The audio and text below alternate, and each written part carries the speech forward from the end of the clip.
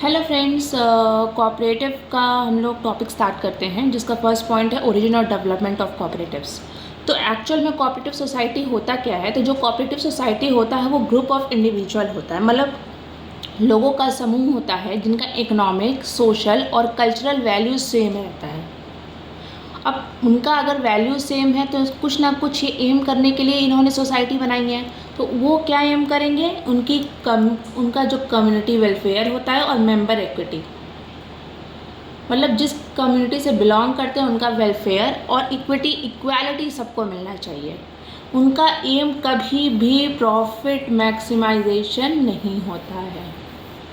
उनको नहीं मतलब है उनका प्रॉफिट क्या हो रहा है, क्या नहीं हो रहा है, कितना हो रहा है, कितना लॉस गया, उनको बस अपना वेलफेयर चाहिए। तो इस वजह से कोऑपरेटिव बनना स्टार्ट हुआ। जो कोऑपरेटिव है जो उसकी ओरिजिन हमारा ब्रिटेन में हुई थी 19th सेंचुरी। ब्रिटेन के 19th सेंचुरी में हमारा कोऑपरेटिव का ओरिजिन हुआ था।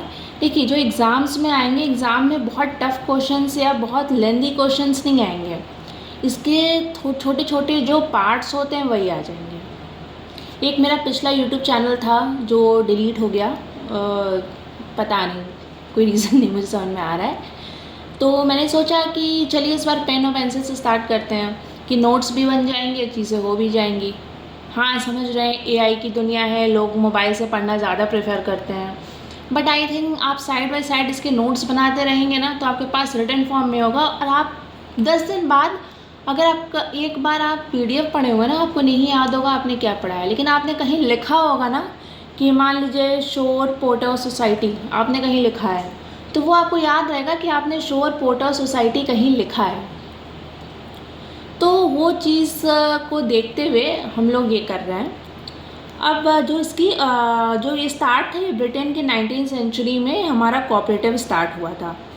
और वर्ल्ड का फर्स्ट कोऑपरेटिव, अगर आपके वर्ल्ड का फर्स्ट कोऑपरेटिव पूछा जाएगा तो उसमें है द शोर पोर्टर सोसाइटी, जो 1948 में हुआ था, लेकिन बाद में ये डीम्यूचुअलाइजेशन से प्राइवेट हो गया था। लेकिन अगर हम लोग कभी भी कोई आपको ऑप्शन होगा वर्ल्ड का फर्स्ट कोऑपरेटिव तो ये होगा। मैंने ये नोट्स बहुत लेंदी नहीं बनाए हैं, टू द पॉइंट बनाए हैं ताकि आपके एग्ज़ाम्स में हेल्प हो सके।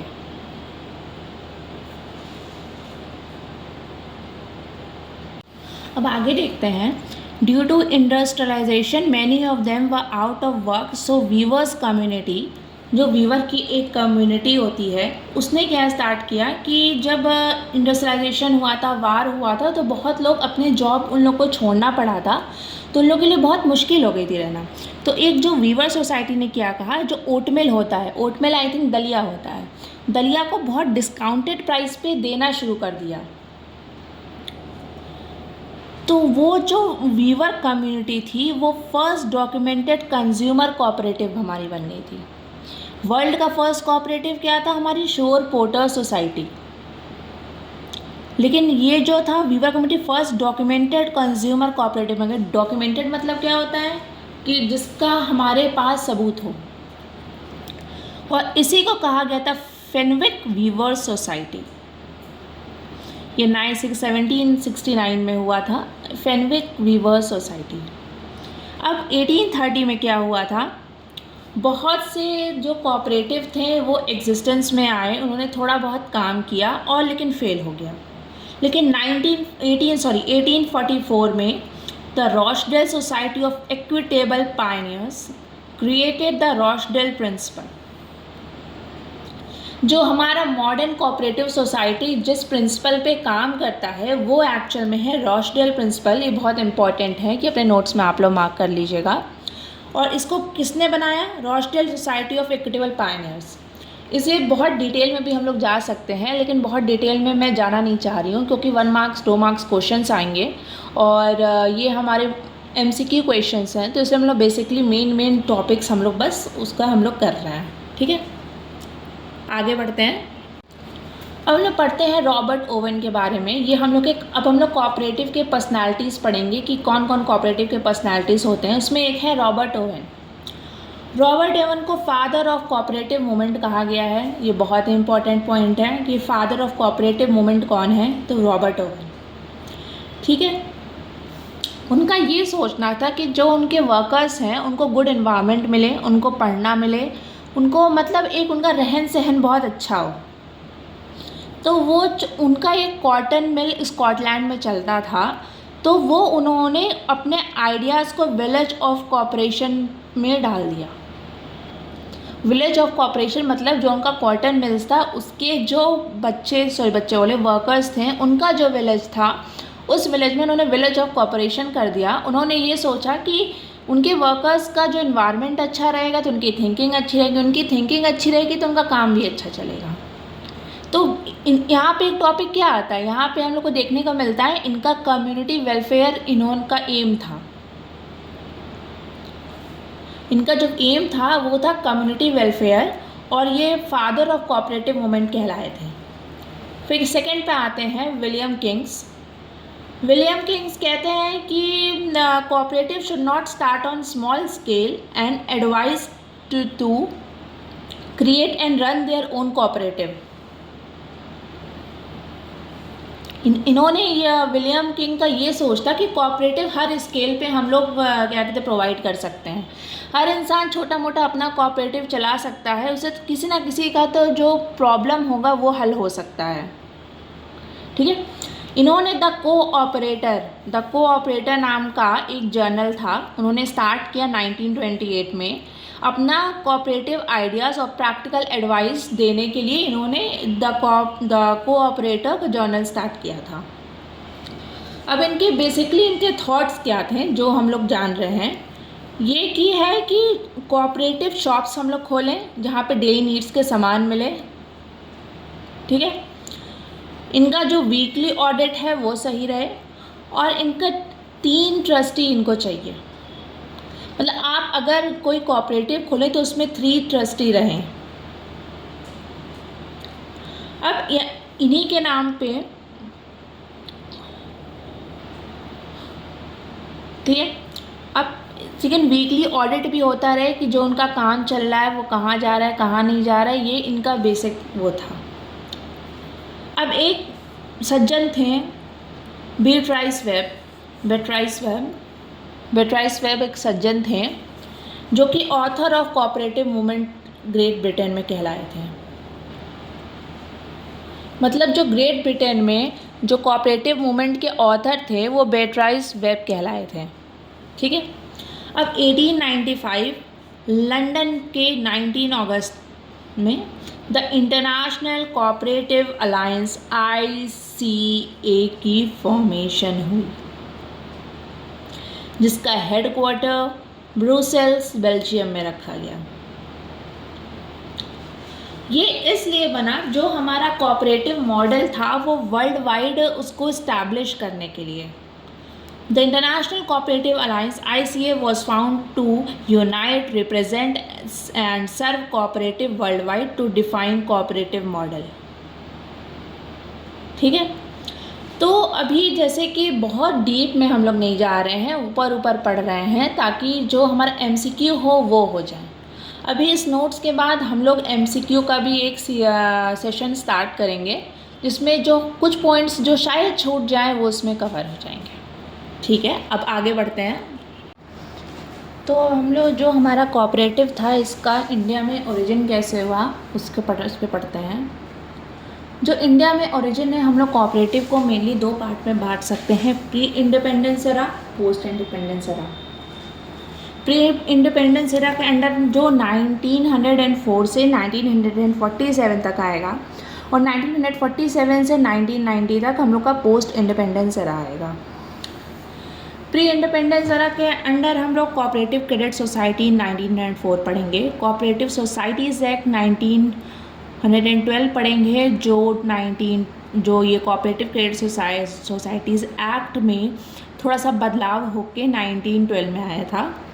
फिर गवर्नमेंट ऑफ इंडिया एक्ट 1919 जिसको हम लोग मॉन्टे क्लेम्सफोर्ड रिफॉर्म्स बोलते हैं। फिर पोस्ट इकोनॉमिक डिप्रेशन हुआ, फिर गांधीयन सोशलिस्ट फिलॉसफी।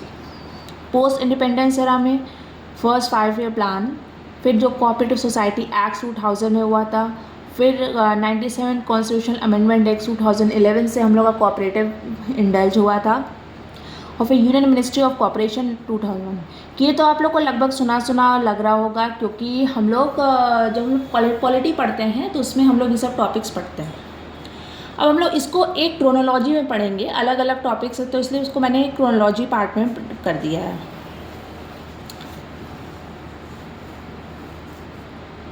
तो ये हमारा क्रोनोलॉजी हुआ। तो जो इसका फर्स्ट पार्ट में हम देखते हैं क्या होता है क्रोनोलॉजी का। The Indian famine commission induced government to set up community under sir Edward law presidency to report on introduction of cooperative society. ठीक है, community reported favourably in 1903 and first cooperative credit society act was passed in 1904। So पहला cooperative credit society act कब India में कब पास हुआ था? 1904। ठीक है, अब इसका जो मेन मोटिव था, इसके क्या क्या पॉइंट्स थे, अगर हम लोग इसमें क्या क्या पॉइंट्स इसमें हैं वो हम लोग देखें तो इसमें जो पॉइंट्स इंक्लूड किए गए थे वो है any 10 person living in same village और town could form a cooperative credit society. Societies were classified in rural and in urban area. Rural area में कोई भी प्रॉफिट का डिस्ट्रीब्यूशन नहीं होगा, लेकिन जो अगर हम लोग अर्बन एरिया में अगर हम लोग कोऑपरेटिव सेटअप करते हैं तो वो 25% हम लोग को रिज़र्व फंड में देना पड़ेगा। तो इसीलिए सोसाइटीज़ हम लोग का रूरल और अर्बन में इस पॉइंट की वजह से क्लासिफाई किया गया था। ठीक है, the defects of 1904 act was remedied when the cooperative society acts with 1912। 1912 में जो 1904 का कोऑपरेटिव क्रेडिट सोसाइटी एक्ट था, उसके जो कुछ डिफेक्ट्स थे उनको सही करके कोऑपरेटिव सोसाइटीज़ एक्ट 1912 लाया गया था। तो कोऑपरेटिव सोसाइटीज़ एक्ट 1912 के according societies were granted exemption from compulsory registration and payment of income tax and tax duty. तो ये हम लोग का बहुत मेजर पॉइंट आता है कि जो हमारी सोसाइटीज़ होती हैं कोऑपरेटिव सोसाइटी, उन्हें टैक्स नहीं देना पड़ता है। ठीक है, अब जो हमारा इसमें थर्ड पॉइंट आएगा, देखिए हम लोग एक क्रोनोलॉजी में चल रहे हैं कि 1913 में का आइडिया आया सोसाइटीज़ का, फिर 1904 में हमारा कोऑपरेटिव क्रेडिट सोसाइटी एक्ट आया, फिर उसमें हल्का जो डिफेक्ट्स थे उन्हें सही करके 1912 में कोऑपरेटिव सोसाइटीज़ एक्ट आया। और अब लोग पढ़ते हैं मॉन्टे क्लेमेंसफ़ोर्ड रिफॉर्म्स 1919 जो गवर्नमेंट ऑफ इंडिया एक्ट भी था। अब धीरे धीरे यहाँ पे हम लोग का फ्रीडम स्ट्रगल भी चल रहा है, साथ साथ हम लोग का कोऑपरेटिव मूवमेंट का स्ट्रगल भी चल रहा है। जो हमारा कॉपरेशन था वो हमारा प्रोविंशियल सब्जेक्ट बन गया था गवर्नमेंट ऑफ इंडिया एक्ट 1990 से। Various state pass their own act to make the cooperative movement successful one. कि एक तरह से फ्रीडम मूवमेंट भी चल रहा है, कोऑपरेटिव मूवमेंट भी चल रहा है, क्योंकि भैया अगर हम लोग को ब्रिटिशर्स पे डिपेंड नहीं होना था तो अपना कुछ लाना था, तो उसके वजह से ये चल रहा है। अब फिर 1929 में क्या आया? मंदी। अब मंदी आया है तो कुछ ना कुछ तो इफेक्ट होता है मंदी का। अब मंदी का क्या है? Prices of agriculture commodities fell down.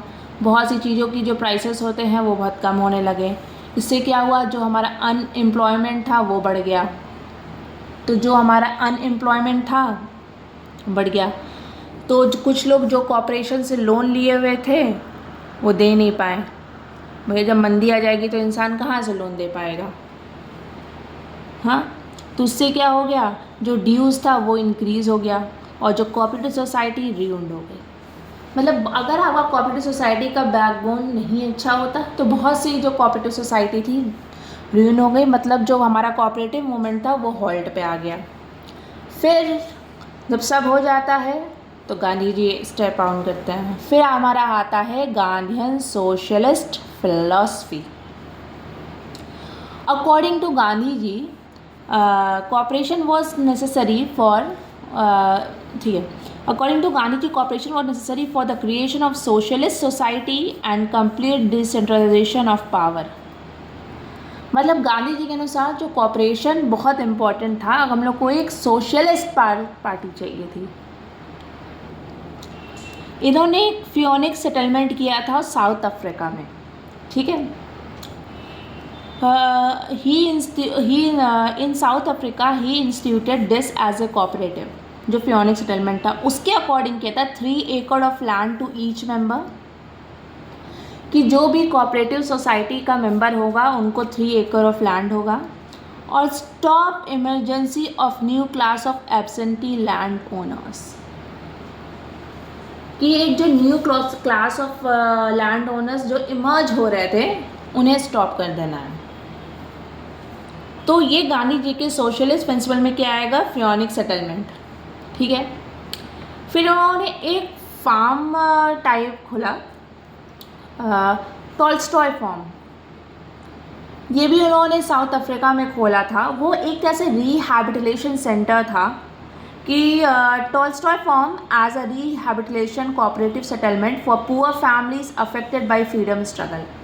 तो फ्रीडम स्ट्रगल में जिन लोग को अफेक्ट हुए थे, उनका घर छिन गया, उनको बहुत उनसे साथ गलत हुआ, तो उन्होंने as a rehabilitation centre Tolstoy farm किया, जो एक कोऑपरेटिव सोसाइटी रन करती थी। तो ये हम लोग का कम्युनिटी वेलफेयर का ही पार्ट था। अब हम लोग आते हैं क्या कहते हैं, ये पार्ट ऑफ 5 ईयर प्लान्स, ठीक है। तो जो हमारा कोऑपरेटिव था वो 5 ईयर प्लान का इंटीग्रल पार्ट बन गया। Pandit Nehru declared the cooperative as one of the 3 pillars of democracy, other being panchayat and schools. अगर आप लोग याद करिए तो अमेंडमेंट एक्ट, पंचायत, म्यूनिसिपैलिटी और कोऑपरेटिव साथ में आता है। और इन्हीं सबको देखते हुए 1962 में नेशनल कोऑपरेटिव डेवलपमेंट कॉरपोरेशन की स्थापना की गई थी। ये एक स्टैट्यूटरी कॉरपोरेशन की बॉडी थी जो हमारे कोऑपरेटिव मूवमेंट्स, कोऑपरेटिव सोसाइटी को देखती थी। अब देखिए हम लोग 1903 से 1962 पे आ गए थे। अब हम लोग क्रोनोलॉजी में थोड़ा आगे बढ़ते हैं, फिर साथ में एक बार रिवीजन भी कर लेंगे।